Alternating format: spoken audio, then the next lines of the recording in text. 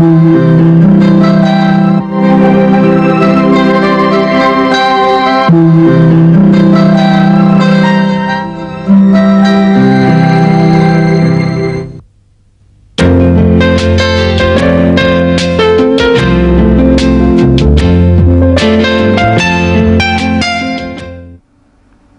the previous class, we discussed about CNC part programming, preparatory codes, miscellaneous codes, auxiliary codes, tool word, feed word, cutting speed, etc. In preparatory codes, generally called as G codes, we discussed about G00, 01, 02, 03, 04 and so on. We know that G00 is a rapid traverse. Whenever you want to move the cutting tool from one point to the other point without cutting, that is, we want to bring the cutting tool to the reference point in case of a thread cutting of a lathe machine, or especially in case of a drilling machine, we want to move the cutting tool from one point to the other point. That is, we will move the cutting tool to a particular point where we will make the drill, and after that we want to take the drill bit to another point. During making drilling, you are going to use the preparatory code G01. While moving the drill bit from one point to the other point, we are going to use the preparatory code G00. Very similarly, we discussed about G02 and G03, they are for circular interpolation. Let us go to the slide. G02 and G03, circular interpolation. Interpolation parameters with access commands determine the circle or arc. G02 is used for the direction of motion in clockwise. G03 is used for the direction of motion in anti-clockwise.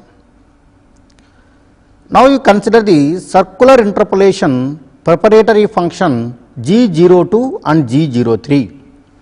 If you want to move the cutter from F to G, we know that F to G is a clockwise motion. The preparatory function we are going to use is G02. If you want to move the cutter from G to F, it becomes a counterclockwise motion where we are going to use the preparatory function G03. Whenever you want to move the cutter from F to G in XY plane, program block will be a block number G02. We know that the profile from F to G is a clockwise. X parameter, Y parameter, I and J, and feed here F is 250.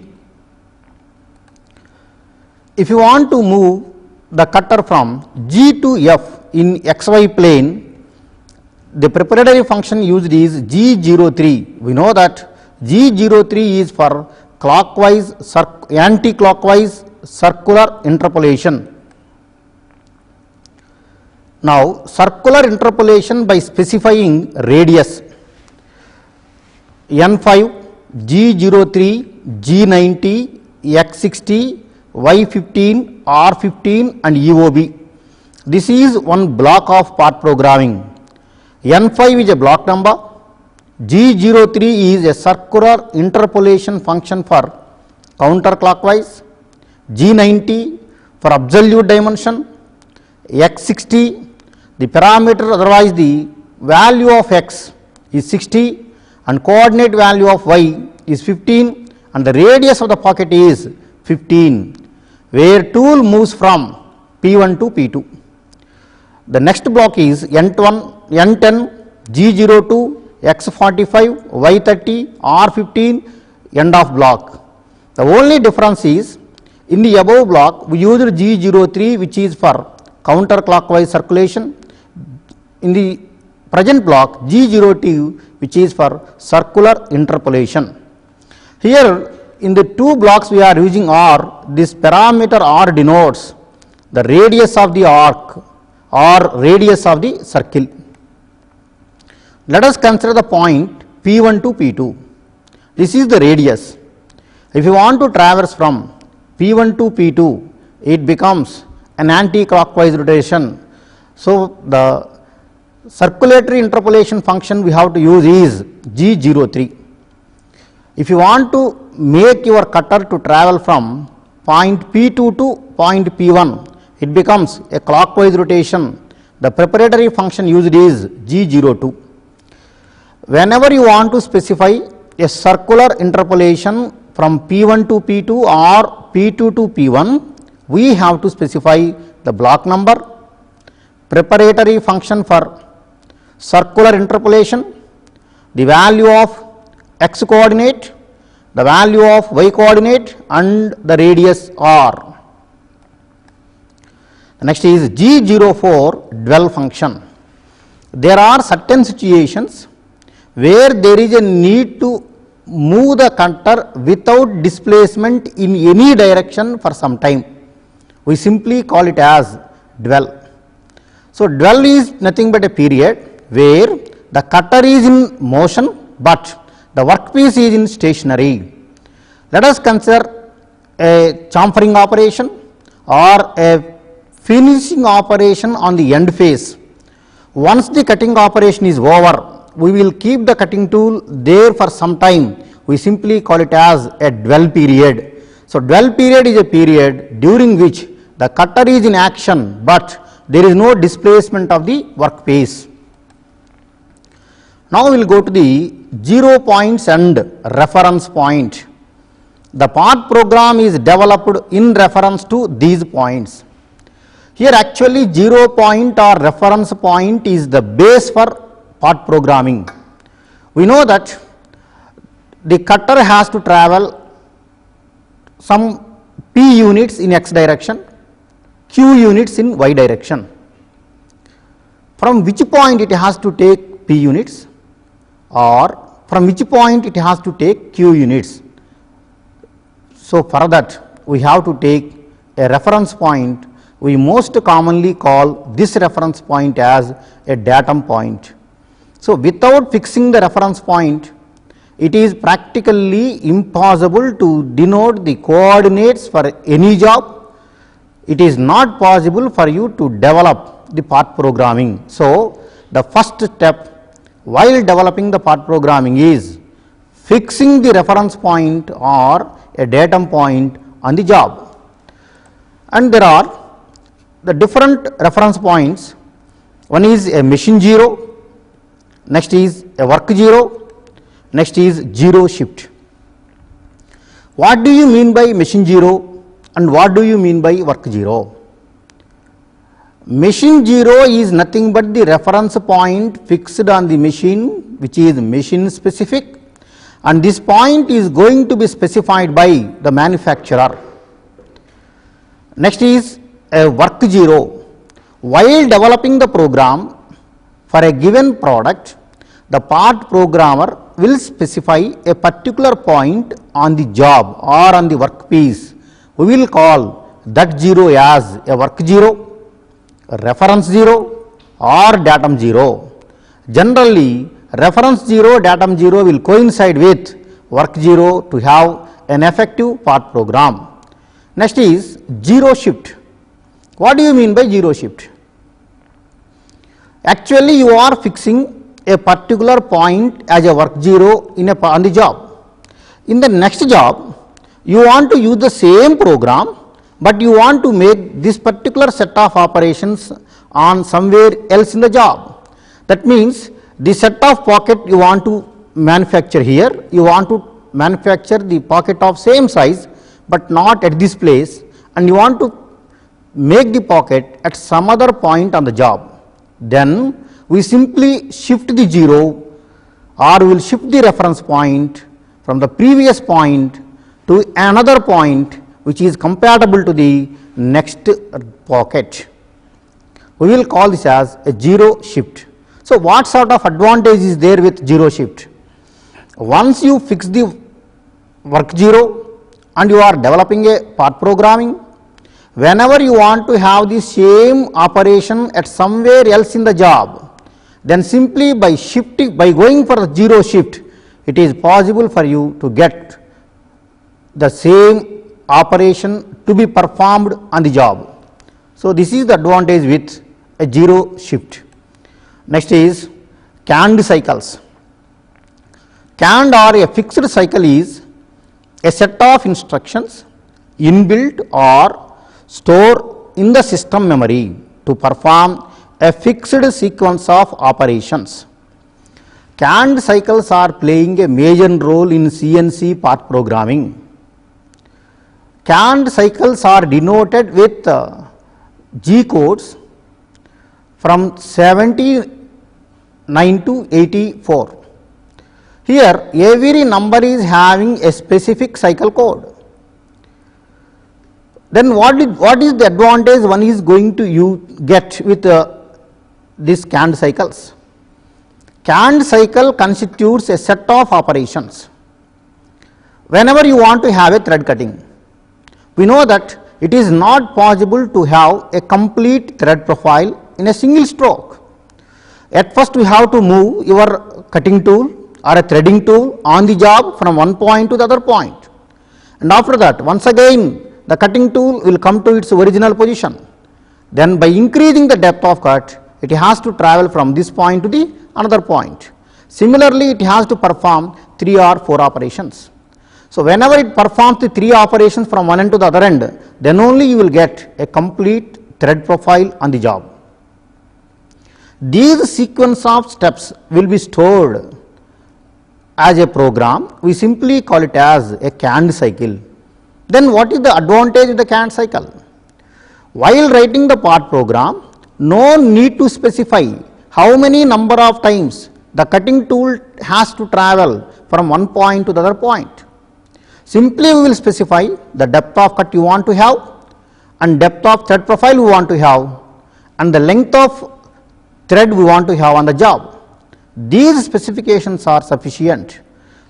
We can directly invoke the canned cycle function. It may be G84 or G83 and so on, basing on the operation we want to have on the job. Next is a do loop. As we know, do loops are more powerful repetitive executive loops. That is, even in our conventional programming, whenever you want to execute certain statements for number of times, then we will go for do loop. Let us take a job.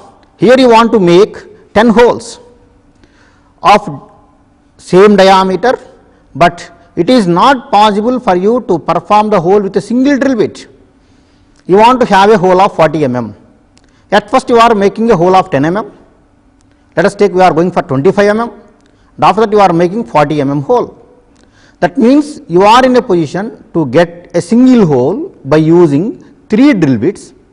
Once you are going to perform the operation with 10 mm, next time you are going to perform the same operation with 25 mm, next time you are going to perform the operation with 40 mm. What sequence of steps are involved? At first you have to change the tool to 10 mm diameter drill bit, it has to make the hole, then it has to go back, then the next tool 25 mm drill bit will come and it has to make the hole, then it will go back, then a 40 mm hole will come, tool will come and that tool will make the hole. Here you can represent this as a cycle. We are simply calling it as a canned cycle. Next time whenever you want to make the 40 mm hole, you can invoke this cycle. Here we will specify the total function only once. There we will specify block number, the canned cycle number, we will specify the x coordinate and y coordinate. Well, let us take x 100, y 100 with the canned cycle. Whenever you specify the canned cycle along with x 100 and y 100, the cutting tool will goes to the point x 100 and y 100. It will make the hole with 10 mm, 25 mm and 40 mm. Then it will goes to the next point with a next block of part programming. That is, in the next block you are going to specify same canned cycle number with x 200 and y 200. So automatically the drill bit will goes to another point x200 y200, it will make the required hole with 10 mm, 25 mm and 40 mm. So you are going to invoke the same function for number of times, then we will go for do loop. Next is subprograms.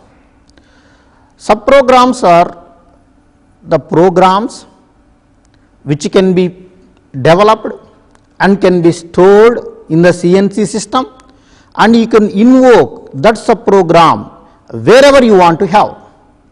Then what do you mean by subprogram, and what sort of advantage one is going to have with subprogram? Here you are developing a subprogram to cut a particular shape of a pocket. You developed a subprogram and you stored that subprogram in your CNC system with pocket 1, and you want to have a different shape of pocket, and you are developing a part programming and you are storing it as pocket 2. Whenever the user on any job or in any program he want to make a particular pocket, he may call subprogram pocket 1 or a subroutine pocket 2. That means no need to have a repetitive effort to write the programs with subroutines or subprograms. There are certain salient points one has to remember while developing the subprograms. Let us go to the slide. Important points to be noted. Subprogram starts with L. We know that main program always starts with percentage symbol, but subprogram starts with L. Subprogram ends with M17. We know that main program always ends with miscellaneous function M30. Subprogram ends with M17. So miscellaneous functions which are used for main program and subprogram are different. If you want to invoke the main program, the first statement must be preceded with a percentage sign. If you want to develop a subprogramming, the first character must be L. Main program is terminated with a miscellaneous function M30. Subprogram is terminated with a miscellaneous function M17. These are the salient points we have to remember while developing and using the subprograms in part programming of CNC. Next is important points to be noted. Let us take the profile turning where syntax is N10, G02, X30, Z-30, R20. Just now we discussed about G02 and G03. Now, whenever you talk about the CNC turning, very similar to conventional turning machines, there are different sets of turning operations you are going to perform. Basing on the operation you want to perform, you are going to have tools of different shapes. Let us go to the slide. Here this is a tool, it is a tipped tool used for journal turning.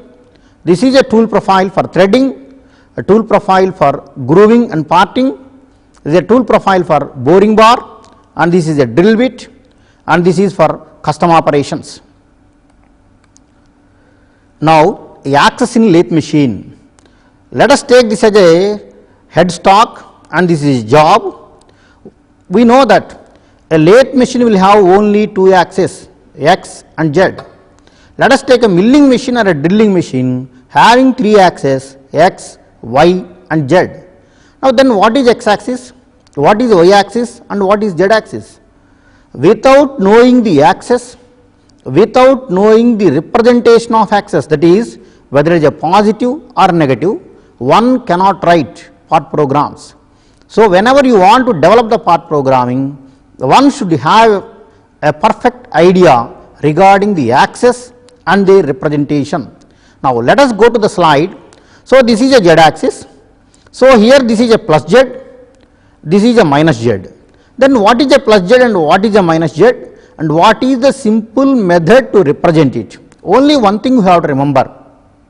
If the cutting tool traverses away from the spindle, it becomes positive. Towards the spindle, it becomes negative. Let us take this. If it is traveling in this direction, so it is positive. If it is traveling in this direction, it becomes negative. Similarly, even in the x-axis, if the cross light travels towards the job, it becomes negative. If it moves away from the job, it becomes positive. So it is x negative, x positive, z positive and z negative in case of a CNC lathe machine. Next is the required sketch for component. Whenever you are performing any turning operation, we know that it is a symmetric job about the axis. Let us take this is a turning component. About this axis, it is symmetric. No need to specify the total job. You are going to specify the symmetric part only. Why you are representing the symmetric part? We know that in a turning operation, we will give the dimension only from one side. You are going to get the reflection on the other side. Here also, whenever you take a reference point, from this reference point, how much amount of depth the tool has to travel. Let us take this as a point. So here the tool has to travel for 10 mm. Whenever you move the tool by 10 mm, then automatically you are going to get the effect on the other side also. That is why we will simply take only an image or a sketch which is of a part of a symmetricity about any axis. Here this part is having a symmetricity about this axis, and from this we will take the dimensions, how much amount of distance the cutting tool has to travel. Let us consider this is a reference point. In order to reach this point, the tool has to travel 30 units in the plus z direction and no displacement in the x direction. If the tool wants to travel from this point to this point, there is no displacement in the z direction, but there is a displacement of 10 units in the x direction. So like that we have to calculate by going for a part of a sketch symmetric about an axis. The next is representation of a axis on the machine. Actually, whenever you take any machine, the machine is provided with this type of axis. Here this is a plus x, minus y, plus z and minus z. This type of representation is more suitable for a milling machine or a drilling machine. Here we know that this becomes a table. Let us take this as spindle. The spindle moves up, that means spindle is moving away from the job, it is positive. The spindle is moving down, that means the distance between the workpiece and the spindle is decreasing, so it is minus z. Similarly, whenever we are standing here as an operator, if the table moves towards you, it becomes positive, away from you, it becomes negative. At the same time, whenever you take a machine, this is a positive x and this is a negative x, and this type of representation is provided on every machine. Y positive, Y negative, Z positive and Z negative, there are things which we already discussed. Now part programming simulation. What do you mean by part programming simulation, and what is the advantage you are going to get with it? Now let us go to a slide, and this is a part programming simulation. At first one has to know what is a simulation and what is the advantage with a simulation. You know, you are having a rough job and you are having an idea of the shape of the finished object you want to have. By keeping these two things, that is the shape of the rough stock, shape of the finished product, you are developing a part programming, and you are feeding this part program and you are expecting that you are going to get the shape of the object similar to the finished product, but you can't tell until you get the finished product. What I want to tell is, even in the conventional machining, we will write the procedure we want to follow in form of steps. Whenever you adopt those steps, then only you can find whether the procedure you adopted is right or wrong. Very similarly, in CNC also, from the past experience, the part programmer may develop the part program, but no doubt the motion which is involved in CNC is highly complex. That is why we are taking the specifications and you are representing those specifications of the component in your part program. And you do not know whether the component which you are going to get is of required one or not. For that, you are going to perform a simulation. So, simulation packages are playing a predominant role. They will specify whether you are going to get the component of required shape or not. For this simulation packages supplied by the manufacturer, they may be numeric, they may be a numeric. So, the type of simulation package which we are going to adopt purely depends on the machine and CNC system which we are procuring. So, now let us have a look at our simulation package, which is of a milling machine and a turning machine. A part program will be there, and you can see how the operation is performed with every step of part programming. Now, we will go to the part program simulation. Now, here this is a job and this is a tool, this is a part programming. N60, G0, Z3, that means this step is executed, this block number is 60, G0 is a rough traverse and Z3, that is the distance in the Z axis is 3 units. Now, I want to increase the feed. Now, you can observe. Now, the statement which is going to be executed is block number 100, x value is minus 32.369, y value is 102.466 and the value of feed is 170. Now, you can have an idea about the part programming and how it will be executed in a machine. In any machine, it is not that easy to have an idea regarding that. That is why we are going for simulation. In the simulation package, whenever you execute your part programming, how the cutter will cut the job, that is what sort of operation or what sort of movement the cutter is going to have with your part program. Now, let us have a look at the slide.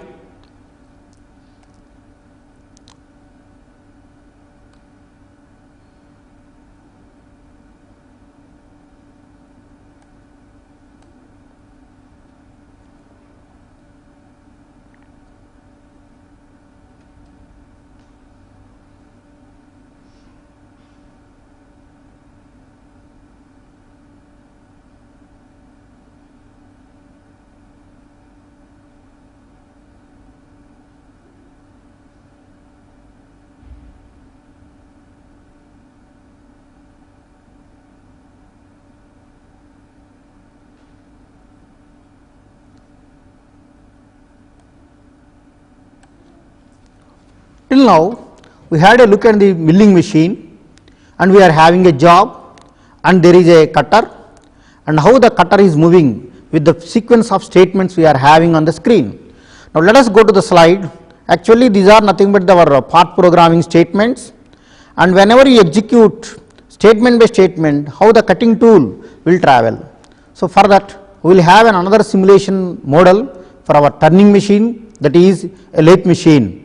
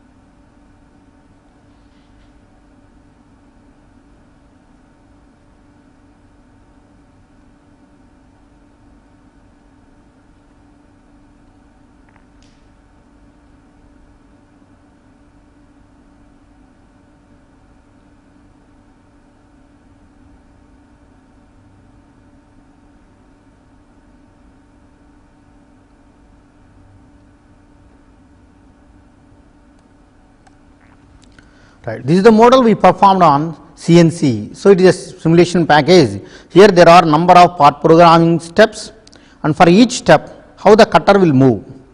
Now, we will have a look on it.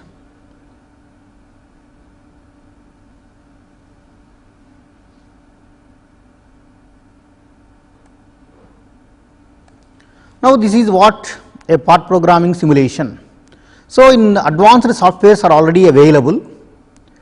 By using this simulation package, the complex programs can be developed by the user, and the user can feed this part program to the CNC system, and he can execute this program. Whenever he execute the program, he will get the final shape he is going to have, and how the cutter is moving from one place to the other place basing on the part programming block we are feeding. Now, let us have another simulation software model.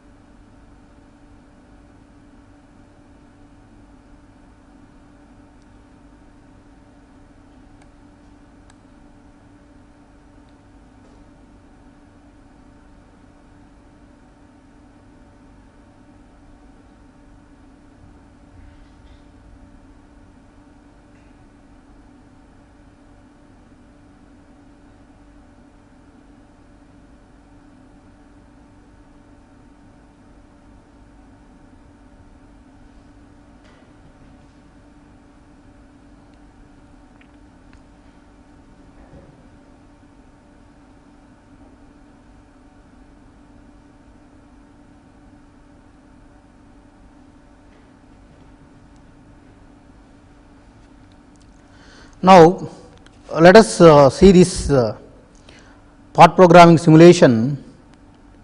So, now we dealt with different part programming simulations on a lathe machine and on a milling machine. This is an example for a milling machine. Actually, this part programming is denoted here. So, whenever the CNC system executes this part programming block by block, how the cutter will move from one point to the other point. And whenever you specify the tool number, then automatically tool will be varied, and basing on these coordinates we are specifying in each block, the cutter position will vary.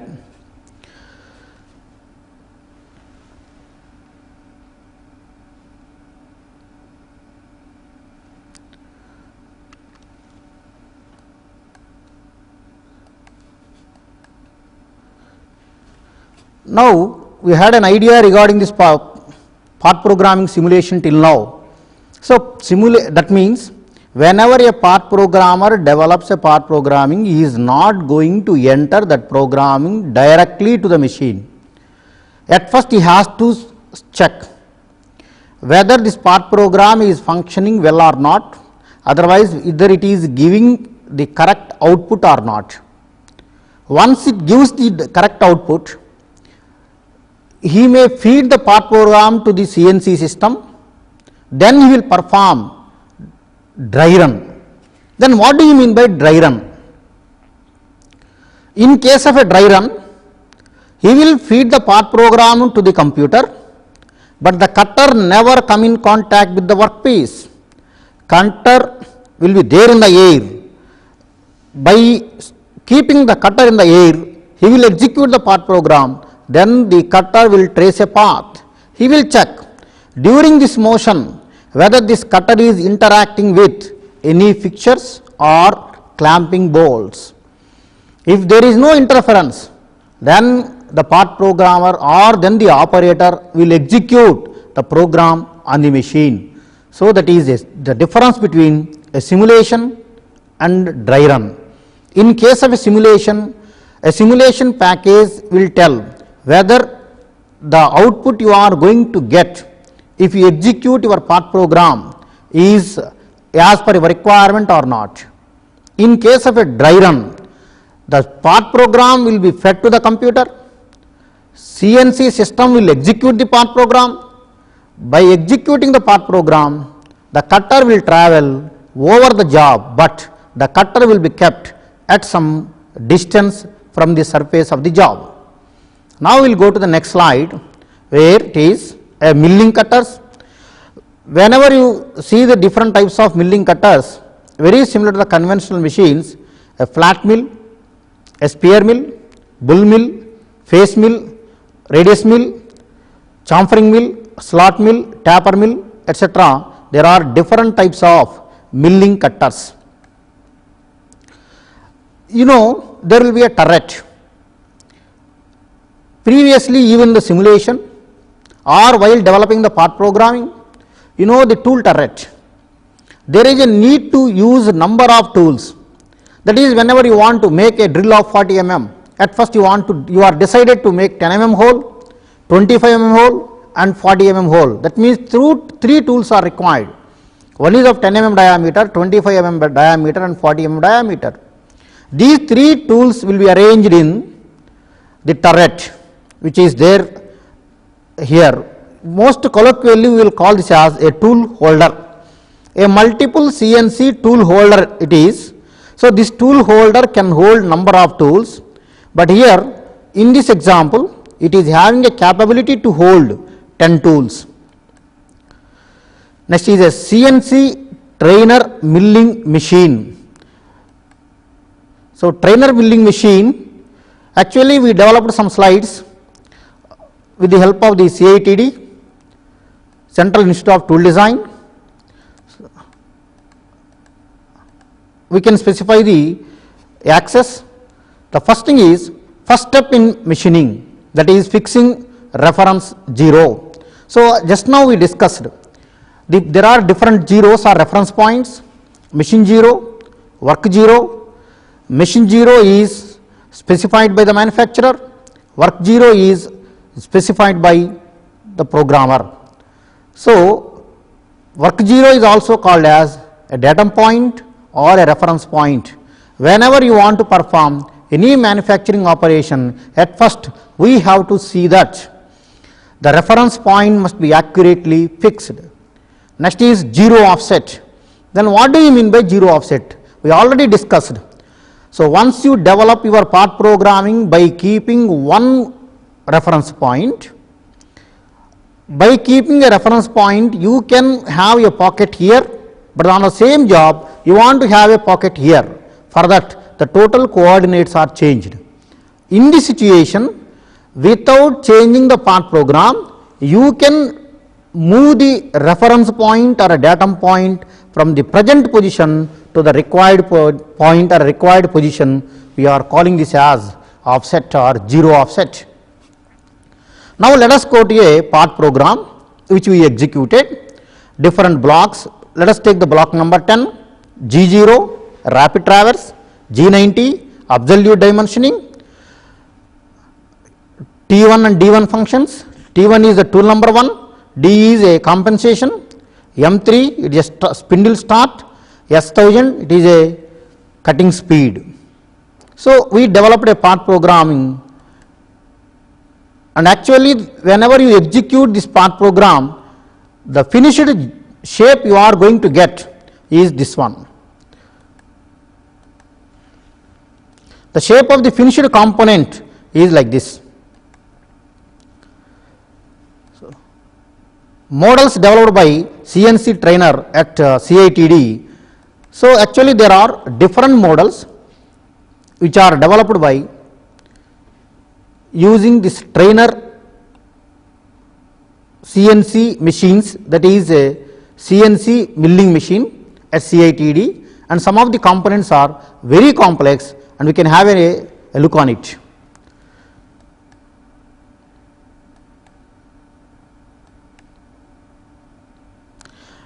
This is a highly complex component, practically impossible for any efficient programmer to develop a part programming for that, it never be an economical also.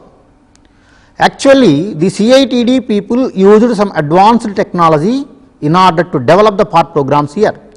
One is modeling, the another one is MasterCAD. For modeling they used ProE, and by using MasterCam, in the MasterCam they are going to specify the cutter path.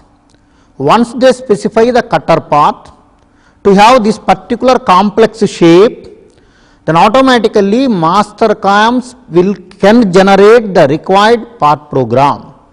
So no doubt it is an innovative concept. Till now, whenever you talk about the CNC, you people may feel that part programs are to be developed by the programmers only, but it is not true nowadays. There are effective software packages like MasterCam or CATIA, analysis packages, otherwise design analysis packages like IDEAS or ProE. We can use these packages for analysis, and after that we can go for CATIA or MasterCam. There you are going to specify the cutter path, how the cutter has to move from one point to the other point. If you specify the cutter path, basing on the cutter path, these softwares can develop the required part programs, and these part programs can be directly sent to the CNC system. So this CNC system can take that part program and give the instructions to the CNC machine.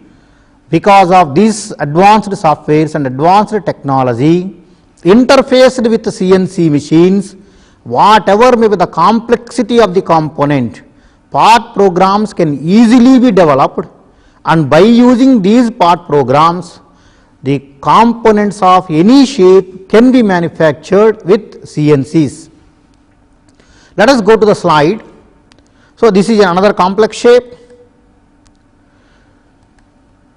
This is a vertical milling center VMC. It is a production model. Actually, in the colleges we may have a trainer machines. Generally those machines are of small in size, their cutting capabilities and system capabilities are very less. They are intended to impart training to the students.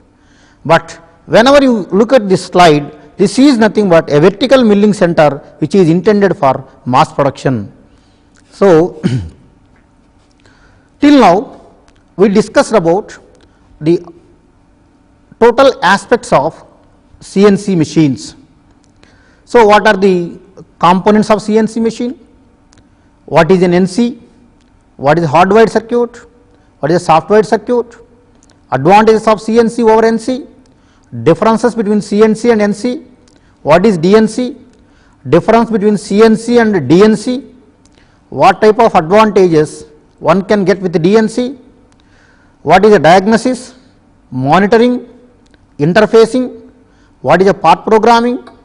And what are the different qualities one has to possess to call him as a good and efficient part programmer? And what are the different functions which are involved in part programming of CNC? And what function can play what role? And what are the different models involved in CNC? CNC simulation. So with this, the topic on CNC in mechatronics is over. In the next class, we are going to commence with FMS, a flexible manufacturing system.